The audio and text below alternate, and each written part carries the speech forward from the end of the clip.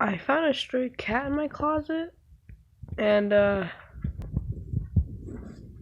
fucking weird. So I went and gave it some food.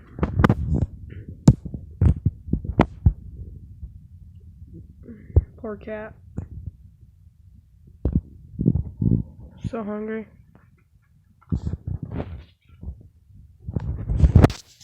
I'm an animal lover, so how could I just be like, oh, there's a stray cat, like, oh crap.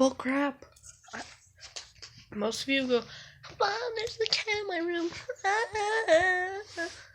But me, I would feed the animal because it's probably hungry. I think it probably got in from the door because it was open. Not my door, but like that outside door, or from the garage. Maybe there's a hole in my closet. I don't fucking know.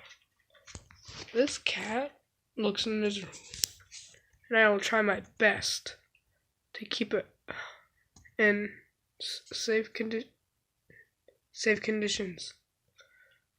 In a safe condition with good food and water. Poor cat.